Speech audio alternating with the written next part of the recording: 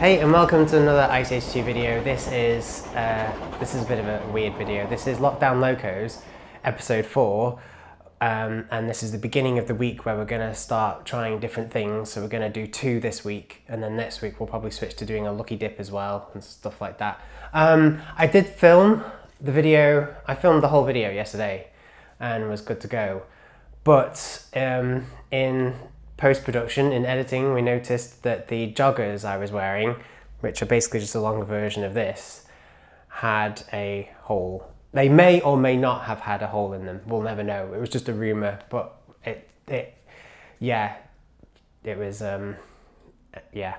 So basically, I should be able to salvage some of that footage from yesterday and put it into this video.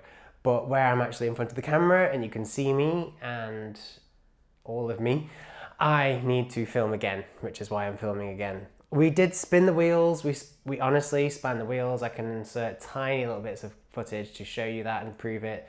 We did spin the wheels and we got multiple unit and then modern goods, which is crazy because it meant that I ended up picking a class 153 multiple unit DMU, and then a bit later, a nuclear flask, a nuclear container, a nuclear waste wagon, which I thought was quite interesting. So I'm just going to very, very briefly talk about the Class 153 again. This is one of my favourite trains of all time. They all are, aren't they, basically? And I picked it in Regional Railways livery because these are what I used to see going over the level crossing in Alsager, Cheshire, UK, all the time. Literally every day when I would go to school or go into town with mum, do shopping, blah, blah, blah, blah, blah. I would see these all the time. And if it wasn't these, it would be a Class 150 or, yeah, I don't think there was even Class 155s or 156s. I think it would be a 150. Which is interesting because this is basically a Class 50 chopped in half, and then they put an extra cab at one end. And I always find it funny because you get the Sprinter name on the side of them. It would say like Regional Railway Sprinter or something, and I just kept thinking, well, how are they fast? It's not exactly the world's most aerodynamic train, is it? Let's be honest. It's a box on wheels.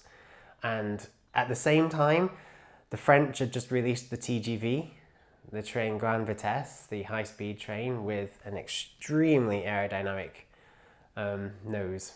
And I knew, even as 4 years old, that that was faster. And of course it is, but what I didn't understand is that this is built for economy. This is built for just shunting around on little branch lines and stuff. And they do that very well. They are actually quite nippy. They're quite fast. They've got a lovely little diesel engine underneath, which is like a 240 horsepower diesel Cummins engine or something like that. I could be wrong. I could be completely wrong. But it's something like that. It's something along those lines. I'm sure one of you knows exactly what it is. But considering it's a train, it's not massively over the top. It's not hugely powerful at all. And if you've ever ridden on one of these, you'll be able to confirm that as it starts up underneath, because they sometimes cut out as well. And what I like about them is the nostalgia. I like the memories, I like the smell, I like the seats, I like how you can open a window. You can actually crack a window open, not smash it, but open a window, let some fresh air in, and it's really hard to do that on modern trains. And in fact, it's pretty much impossible. Okay, so they might have air conditioning, but that's not always nice because the air gets stuffy.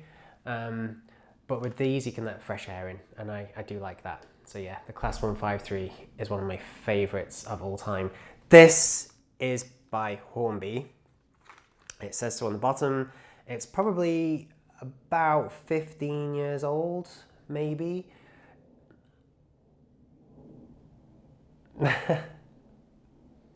Well, that's rare. Having to stop production because of planes flying over during lockdown. Must be the only one today, I think. Probably cargo, probably a freighter. Anyway, so where was I? Yeah, this particular model is by Hornby. I don't know of anyone else that's done the Class 153. Maybe by now they have, because I've been out of the loop for years. But considering the age, like maybe 15 years, maybe even more, I think it's pretty good. What I like about it is that they have kept the motor all in this one end. So that's the motor, basically, just here. And it's so neat that it fits behind the panels of the Class 153 that are blacked out anyway. There's no windows there because that's where they have the toilet, it's where they have like a little storeroom thing, and it's where you can put your bike or luggage or whatever. And they have managed to fit the entire motor into that space so that none of the seats are taken up and you can see right through the entire unit. So you could easily take that roof off, put people inside, you could put a lighting strip in the ceiling, you could make it absolutely stunning. You really could. You could, in fact, I do think that would be a very, very cool project idea. But I'm going to finish other projects first, I promise. So yeah, it's not a bad model at all. It does even have working lights. Yesterday when I filmed this, I wasn't sure if it had working lights, but we put it on the track and yeah, the lights do light up and they're directional and they're just beautiful. It really is a gorgeous train. Is it a train? It's not pulling anything. Is it a DMU? Because it's not multiple. It's on its own. What is it? What did you call it? Some people might call it a bubble car, but it's not technically one of those because that's the Class 1-2. Is it the Class 121 or the Class 120? Or it could be the Class, no, the Class 101 is definitely a multiple unit. I think it's the Class 121, which is the bubble car, and that definitely did run on its own. But like most DMUs, they are happy to couple with others, and this model is no exception. We found a coupling for it yesterday, and we put that on, and yes, because the wheels dictated, it even pulled this nuclear flask, which I think is an excellent cost-saving measure. Okay, so you might get a few people that are radioactive, but in terms of cost savings, being able to couple on some nuclear waste to every rural commuter service, I think is a good idea. You know, don't just stop at parcels, carry nuclear waste as well. So that's quite quirky, and I'll put the footage inside this clip, inside this video. So that is the Class 153 by Hornby in Regional Railways livery, which is my favourite because of my age, because of the nostalgia. But the others are nice too. The East Midlands Trains is nice, the Central Trains is nice. I'm not too sure who it is now, but I'm sure they've done it and I'm sure it's just as nice. So I definitely recommend the Class 153. I think everybody should have one. So welcome, ladies and gentlemen, back to this little section of the test layout I love so much.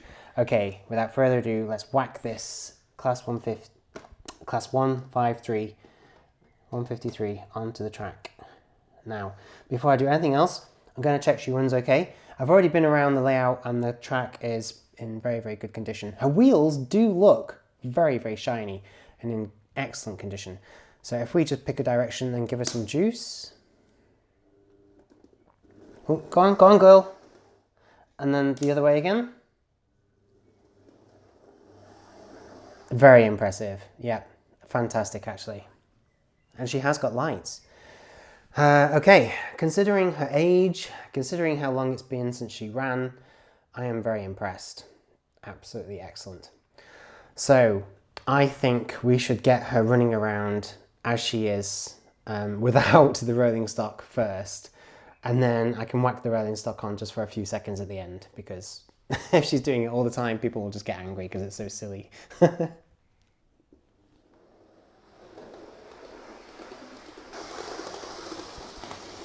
She's running like a dream. So, see what I mean about how beautiful she is? Seriously. Such a simple motor. Such a simple train. But running like she's on silk. Okay, that doesn't make much sense, but you know what I mean.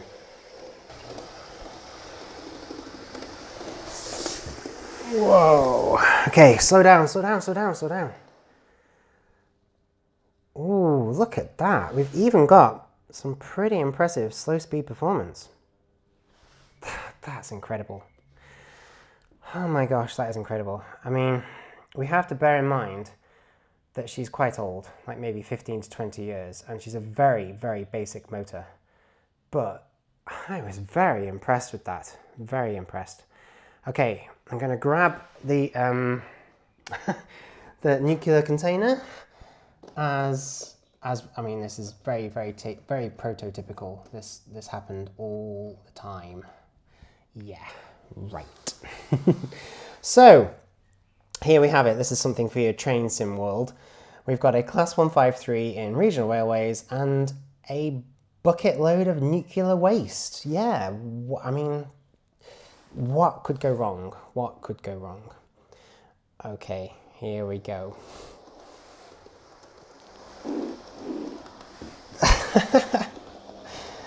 And the lights are really quite stunning, considering they're DC lights. And there she is with a radioactive waste. I mean, it's clearly such a cost-cutting measure. I'm surprised British Rail didn't actually do it for real, to be honest. I mean, okay, so a few passengers become irradiated and start glowing on their walk home. But just think of the cost savings. If you can put nuclear waste on every train, we'd save so much money.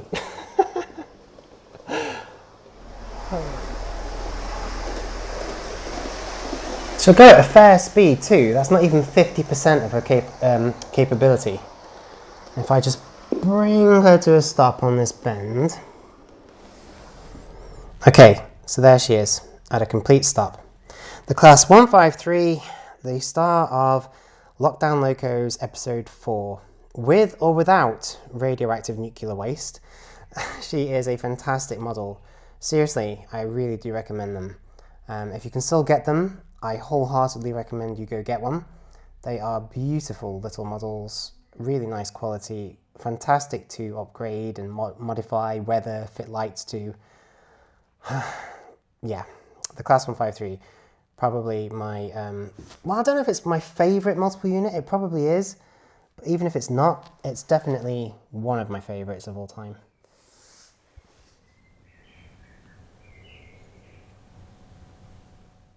Hey peeps, I hope you enjoyed this video. Feel free to leave a comment, please give it a like, and if you haven't already, be sure to hit that subscribe button. Thanks for watching.